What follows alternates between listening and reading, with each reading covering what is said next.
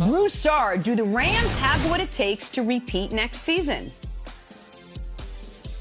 Well, look, I'm not going to pick them to repeat just because it's so difficult in this age of free agency.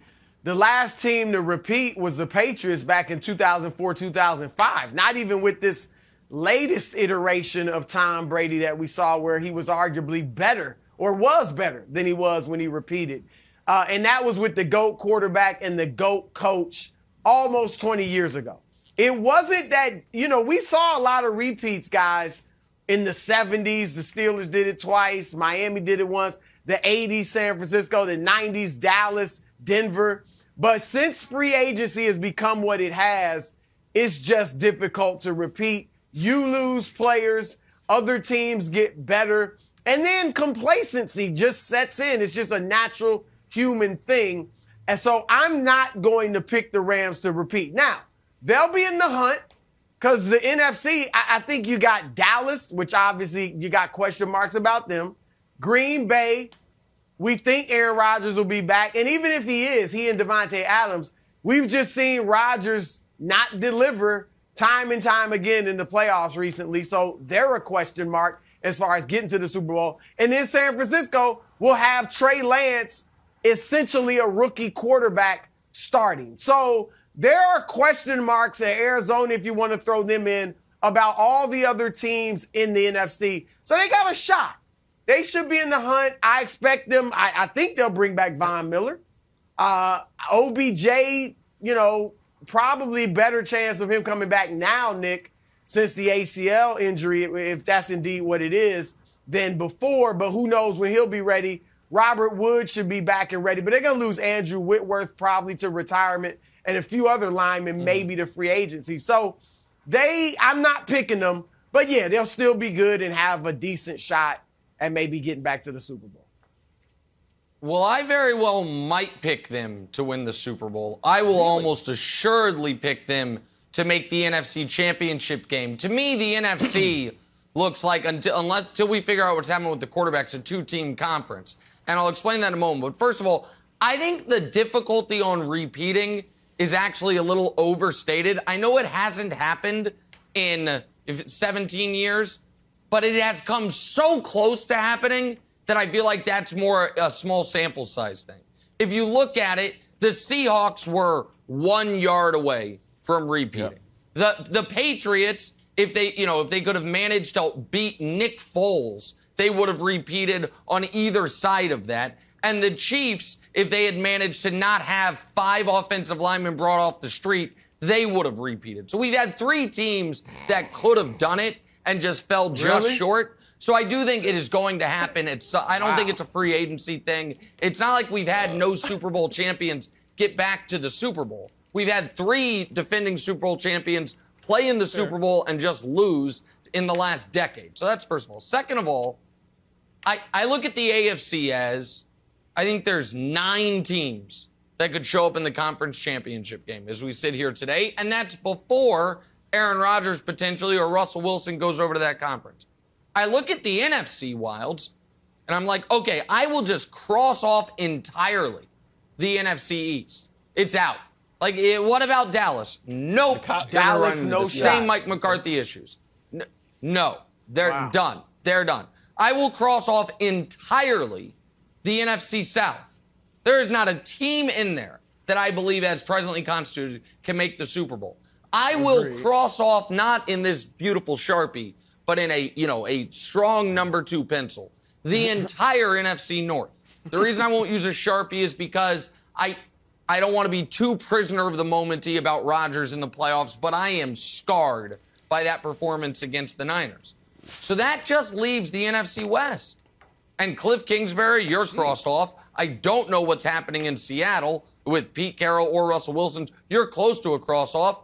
So now we have we have the Rams and Niners left. And while I like Trey Lance, I will admit it is with very little information. It is more a feeling, a je ne sais quoi, as Jenna would say, that I have about him. I think the Rams a strong dislike for Jimmy Garoppolo. Let me put it like this. I don't know that the Rams are the best team in football, but I think the Rams are clearly right now the best team in the NFC with a question mark around San Francisco and then a big gap between everybody else. So I think they have a great chance of being back in this game. And if you're back in the game, obviously you can repeat. So I think they have as good a chance as any recent Super Bowl champion. All right, I think that's fair. I think crossing off the Cowboys before the season even starts is a little rough. And poor Aaron Rodgers, crossed off. I could see both of those teams getting to the Super Bowl already. Jeez, we took away a lot of the drama of the offseason. Already done. I put a very, very little stock in saying, this team's going to come back. It's kind of just what you say at a parade at this point. It doesn't really hold any value to me. So Bruce Arians, in an odd twist, Bruce Arians did not want to say run it back. He wanted to say, quote, we're going for 2 because the Chiefs said run it back. So he wanted to differentiate himself from the Chiefs, but now the Rams are back saying we'll run it back. The thing that really got me, Broussard, is that we spent Tuesday talking about McVay and Aaron Donald shutting it down. And that news story lasted for 12 hours, maybe? Do you think the idea that they have flirted with retirement, because I believe this, that they flirted with it, thought about it, means that they won't have the necessary motivation to push for 2? I think when push comes to shove and you're like, well, I flirted with retirement, I got a ring, that just doesn't lead me to thinking you have the all-in capability to win back-to-back championships. Yes, I do feel that way, Wiles. And first of all, Aaron Donald, admittedly yesterday, was inebriated, should I say that word? He had been imbibing, right? So he was just going with the flow. Sean McVay threw it out there, run it back. What was he going to do? He's at the podium, his shirt is off. He's just going to go with it. Now, I do think he's coming back. But I'm just saying, I agree with you, Wiles, that once you've put retirement out there, there's, who was it that said, once you say the word retirement, you're retired.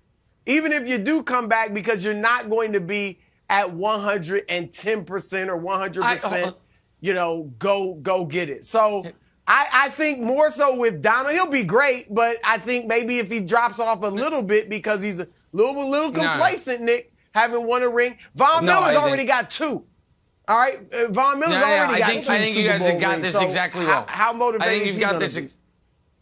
I think you guys have got Von Miller's going to be on the Chiefs, so he's going to be super motivated. 3rd team, 3 franchises. Mark that down. Early prediction. I would bet a lot of money Von Miller signed with the Chiefs. I'd bet a lot of money on that. But set that aside.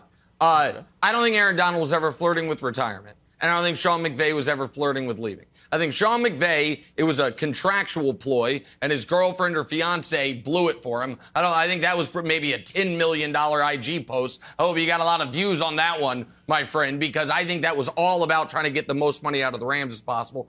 And I think Aaron Donald's was a Super Bowl motivational ploy for his teammates. I don't think he was ever thinking about retiring. I think he was telling the guys, this is all I haven't done. If we get it, this is all I came here to the league to do. Win this one for me, like that type of thing. And he was never leaving. Thanks for watching. Subscribe here to get the latest from the show. Also, be sure to check out more of the best clips from First Things First, or go watch a few segments from our other shows on FS1.